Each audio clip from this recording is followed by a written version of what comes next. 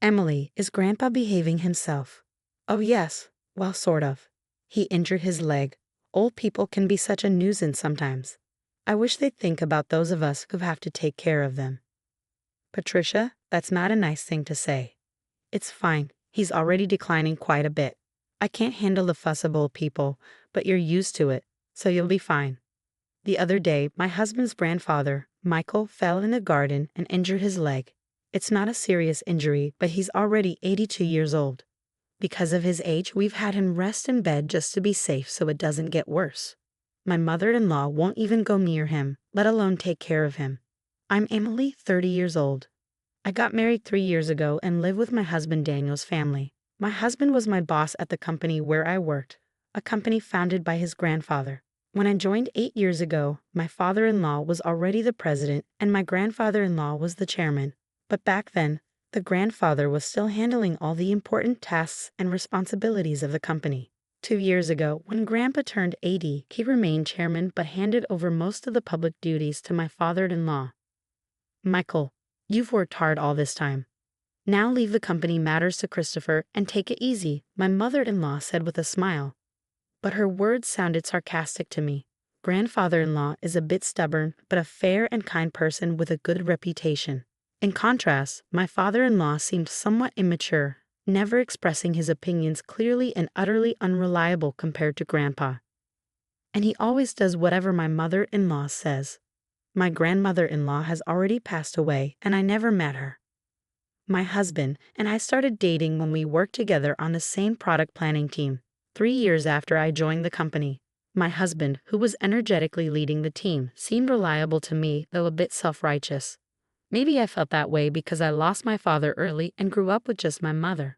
My mother also passed away from illness 2 years ago, and now I have no family other than my in-laws. Shortly after I got married, my mother fell ill and needed care, so I quit my job to take care of her. The fact that my husband's family didn't object was probably due to a single comment from Grandpa.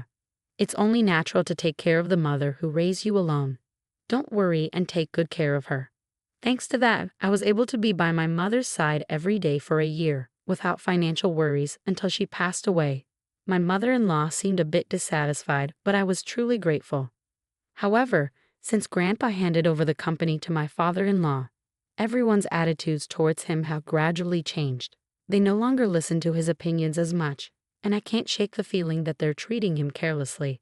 At first, I thought it was just my imagination, but watching my mother-in-law and husband's behavior, I can't help but feel that way. My father-in-law's attitude is non-committal, but it feels like he's ignoring Grandpa, as if he's no longer needed since he's practically retired. Watching my in-laws' behavior makes me feel somewhat angry. Hey, don't you think your attitude, Patricia, and yours too, is a bit cold towards Grandpa? So what's the big deal? Grandpa tries to talk to you, and you barely respond. You don't even try to help him. Like I have time to deal with old people. You can take care of Grandpa. You're the one with the free time. You don't have to talk like that. Quiet, I'm tired from work. Don't nag me about unnecessary things. This is how it goes. No matter what I say, they won't listen to me. My grandfather-in-law doesn't say anything to his family about this. Now, I'm the only one who talks to my grandfather-in-law at home. Grandpa, the weather is nice today. Shall we go for a little walk outside? Your leg seems to be healing well, and I think it will be good rehabilitation. Thank you. Let's go out for a bit then. The two of us went to the park. There were several families with children playing around. My grandfather-in-law looked at the scene with joy. Christopher and Daniel were like that too at times, he said. Grandpa, I was busy with work and couldn't take care of the children much. Maybe that's why I couldn't raise Christopher and Daniel properly, he said, with a slightly sad face, almost like he was talking to himself. Christopher is my father-in-law, and Daniel is my husband. I think about how everyone could be kinder to my grandfather-in-law, but I can't come up with a good idea. But then my in-laws suggested building a house for my grandfather-in-law. This house is over 50 years old, right? The layout is bad. It's hard to use. But instead of spending money on repairs, it would be better to build a new house in a more convenient location. A new house. Michael is getting older, and it's good that he only got injured last time, but we never know what will happen. So let's make the house barrier-free so we won't have trouble if care is needed. I see. We can even put Michael's room in the middle, so everyone can take care of him easily. Yeah, that's not a bad idea. Right, so it's settled then. And Michael, about the cost. If it's a house for all of us, I'll take care of it. Talk to Mr. Jones about the money. Typical Michael. Thank you, we appreciate it. My mother-in-law smiled happily. It seems to me that they only flatter him when they want money. But if everyone takes care of my grandfather-in-law after moving to the new house, I thought there could be nothing better. Mr. Jones is the company's in-house counsel and also manages my grandfather-in-law's personal assets. My grandfather-in-law liked his character and made him in-house counsel, and it's been nearly 30 years. He is 58 now and the person my grandfather-in-law trusts the most. I've met him several times, and he seems to be a very honest person. He always cares about my grandfather-in-law's health, and sometimes I think he's more like a son than his real sons. Having such people around my grandfather-in-law makes me feel a little relieved. However, I wasn't informed about where or what kind of house was being built. But my mother-in-law seemed very cheerful. The three of them were looking at interior design magazines and discussing various ideas, so it appeared everything was going smoothly. Then something unexpected happened. It was revealed that my grandfather-in-law had a debt of $1.82 million. Wait, what's this about $1.82 million? My grandfather-in-law had become a co-signer for a loan taken out by a friend's company. Unfortunately, the company fell into financial trouble, and the debt became my grandfather-in-law's responsibility. Wait, they're not going to take the house that's under construction, are they? Since the contract has already been completed, and as Patricia said, it's in the president's name, so it's fine, my mother-in-law replied, clearly relieved. Oh, thank goodness. I'm glad we did it my way. Listening to that conversation, I learned for the first time that the new house was in my father-in-law's name, even though my grandfather-in-law had paid for it. Putting it in my father-in-law's name was just like something my mother-in-law would do. I also couldn't understand why they didn't consider selling the house to help repay the debt. Hey, this debt is Michael's fault, and it has nothing to do with us or the company, right? Well, it was signed in Michael's name. Oh, good, then there's no problem. I couldn't comprehend what was good about it, but since my grandfather-in-law remained silent during the conversation, I didn't intervene either. After all, it's not an amount I could handle. But a few days later, my grandfather-in-law's behavior began to change gradually. Grandpa, what would you like to eat for lunch? Who are you calling Grandpa? I'm only 50. You have no right to call me that. Huh? Sorry, Emily, right? I was lost in thought. At first, I thought you was just deep in thought, but when it happened repeatedly, I began to feel uneasy. Patricia, what are you doing? Where's my meal? Grandpa, I'm Emily. Patricia is your daughter-in-law. You already ate your meal earlier. I didn't eat. Are you trying to starve me? I wondered if my grandfather-in-law's condition was triggered by the $1.82 million debt, and if seeing that none of his family members were trying to help him might have been a double shock. What could I do for him? I tried to take my grandfather-in-law to the hospital, but he refused to go. He might not want to admit that he might have dementia. I didn't want to force him, but I felt helpless on my own. I consulted my husband, but he only replied that it had nothing to do with him. I couldn't rely on my mother-in-law either, so I thought my father-in-law was the only option. Yeah, I heard from Patricia and Daniel. They think it might be dementia. Can you go to the hospital with us? But it's not that bad yet, right? If we go to the hospital, others will find out my father has dementia. There are good medications now that can slow the progression. Well, there's no need to rush. Let's watch him a little longer. Emily is here, so it'll be fine, right? I couldn't help but think how unreliable these people were. I realized I couldn't depend on them. Grandpa, let's go to the hospital. Let's get you properly examined. Who are you? Where are you planning to take me? You're up to no good. I almost cried, thinking about how my once kind grandfather-in-law had become so stubborn. But my mother-in-law just laughed, amused. Even if he was the chairman, it's over for him now. But now, everything, even the company, is all Christopher's.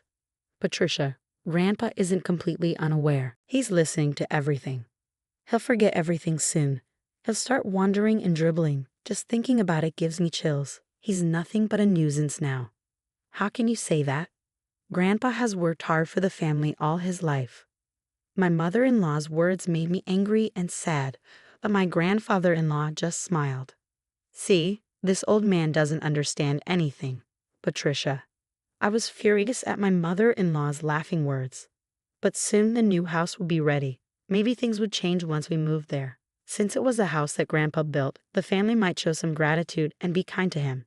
I couldn't completely abandon that faint hope. 2 months later, the house was finally built. For days, I had been forced to pack my in-laws' and husband's belongings, while my father-in-law's and my things were mostly untouched. Even when I tried to pack my things, my in-laws and husband kept giving me tasks, so I couldn't make any progress. But I thought it would be fine to move the small things later since this house wasn't going anywhere. On moving day, after most of the things were moved, I went to call my father-in-law, but my husband said, "Ah, you and Grandpa can stay here." "What? You can stay in this house. We don't need any extra baggage in the new house. In other words, you and Grandpa will live here from now on, and I'll give you Grandpa's debt too." "Well, you can at least be a housekeeper. Hey, let's go." "Yeah, I'm coming. Good luck with all the debt repayment and live-in care." With those words, my in-laws cheerfully got into the car and left. I was stunned for a while. I couldn't immediately understand what had just happened. Were we just abandoned? And not just me, but my grandfather-in-law too, only they would live in the new house. It took me a while to understand because it was beyond my imagination that someone could do something so cruel. How should I explain this to my grandfather-in-law? I slowly returned to the back room. I didn't mind taking care of my grandfather-in-law at all. That was my intention from the start. As I was about to timidly call out to him, who was sitting with his back to me, he seemed to sense my presence and turned around before I could speak. "Have they gone already?" My grandfather-in-law's expression as he said that looked completely different from how he had been just months ago. To be frank, he seemed like a different person. I thought maybe a different symptom had emerged, but the next moment my grandfather-in-law smiled. And then his following words surprised me. As I was talking to my grandfather-in-law, Mr. Jones came in. "Chairman, have you finished getting rid of the unnecessary staff?" "Yes, it's all done. Let's go, shall we?" Where are we going?" "Of course, to the new house." I left the house where I had been living, led by my grandfather-in-law, without understanding what was happening. The next month, countless calls came from my mother-in-law and husband. My grandfather-in-law said he wouldn't deal with them anymore, but I answered my husband's call because of the divorce. "Hey Emily, is Grandpa with you?" When I went to the old house, it was for sale. "It's not worth $1.82 million, so you can't repay the debt." "Is that why you did that?" "What do you mean?"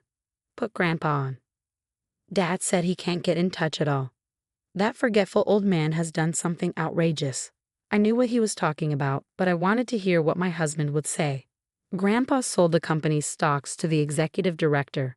Thanks to that, the executive director became the largest shareholder. A shareholders' meeting and board meeting were held, and Dad was dismissed as president. The executive director was well-liked, and perhaps Grandpa believed he was better suited to lead the company. When I heard that Grandpa had sold the company's stocks to the executive director, my husband was outraged. The executive director must have deceived the senile old man into selling the stocks. "This is invalid," he exclaimed. "You seem to be misunderstanding something," I replied calmly. "Grandpa doesn't have dementia. If anything, he's more coherent now than he's been in years." "What?" My husband was in disbelief. Until that moving day, I had also believed my grandfather-in-law was suffering from dementia.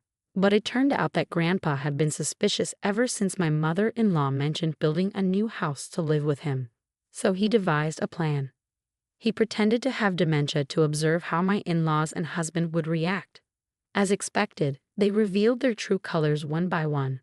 In the end, they left my grandfather-in-law and me behind. I struggled to hold back my laughter because everything went exactly as I expected. Grandpa said with a grin. I was surprised, relieved, and a little conflicted.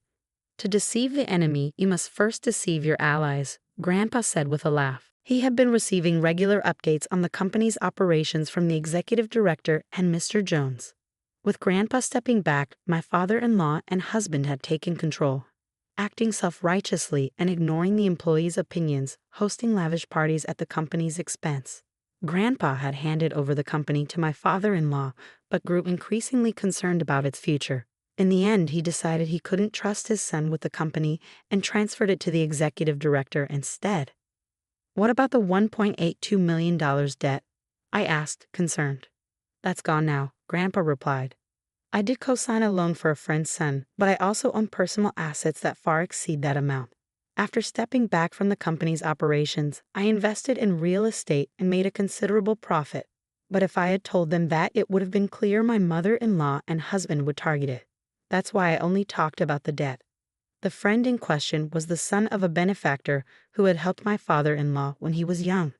Moreover, the countryside land owned by the friend's son was being developed into a resort, and he had sold it at a high price, so there was no longer a need to take on the debt. You're kidding, my husband stammered. But more importantly, are you guys okay? We're not okay. Both my father and I were denounced by the company. What should we do now? Well, there's also the mortgage on the house, I said. What? What do you mean the mortgage on the house? My husband's voice trembled. Haven't you realized it yet?